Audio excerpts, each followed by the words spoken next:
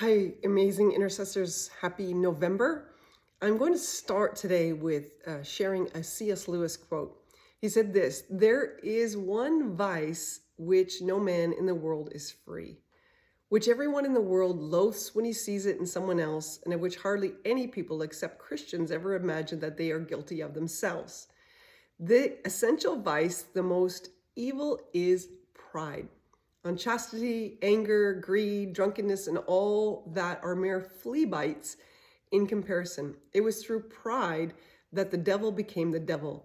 Pride leads to every other vice. It's the complete anti-God state of mind. As long as you are proud, you cannot know God. A proud man is always looking down on things and people. And of course, as long as you're looking down, you cannot see something that is above you." End of quote. You know, this great author, C.S. Lewis, points out how pride began right back with the devil, who, as we know, fell from heavenly places as he was an angelic being, but he wanted to be God, or he wanted to be like God. Isaiah 14 records 5 I wills of Satan. Each of these exposes the stronghold of pride in his heart. It says, "For you have said in your heart, I will ascend into heaven. I will exalt my throne above the stars of God. I will sit on the mount of congregation in the farthest sides of the north. I will ascend above the heights of the clouds. I will be like the Most High." But the Lord then responds to Lucifer's 5 pompous declarations with his own 5 responses. "You shall be brought down to Sheol, to the lowest depths of the pit.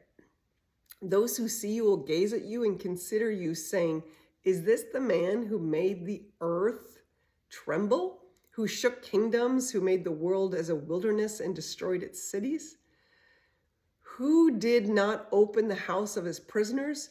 But you are cast down out of your grave like an abominable branch. You will not be joined with them in burial, because you've destroyed your land and slain your people." There are, in essence, 2 worship movements going on planet Earth. The true worship of the Lord, worthy of our adoration in obedience, and Satan's longing to be like God and worshipped, which can take many different forms. The account of the Tower of Babel in Genesis 11 speaks of the pride of men unified to build a tower to reach heaven and make a name for ourselves. God was not pleased with this prideful false worship center and scattered them among the nations and confused their speech. The competition for building the tallest tower continues to this day. The Home Insurance Building of Chicago, built in 1885, was the first skyscraper, followed by the Eiffel Tower in Paris, New York's Empire State Building, and the World Trade Center, the first one, and then a tower in Chicago, and on and on. But now, today, it is the very tall Burj Khalifa of Dubai, which stands as the tallest tower. Not to be outdone, there's also a lot of really high cathedrals all over the world, with the biggest one in Ulm, Germany.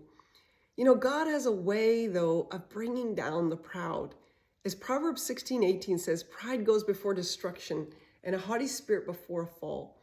In his classic book, Humility, Arthur Murray defines humility as dependence on God. He also states humility is perfect quietness of heart. It is to expect nothing, to wonder at nothing that is done to me, to feel nothing done against me. It's to be at rest when no one passes me and when I am blamed or despised.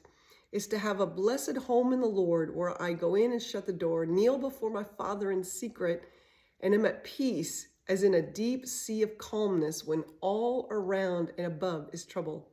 Furthermore, he states, pride must die in you, or nothing of heaven can live in you. You know, so much as an intercessor is not done before people. It's done in the secret place. It's done before the Lord. And I just want to honor that humility that so many of you exude in doing what you do. You know, but there is these 2 worship movements, which really, one glorifies self, or that which glorifies God. And I would just say, let's reflect and memorize and highlight and live the words of Philippians 2, 5-11, because it's all about how Jesus became such a humble servant on earth.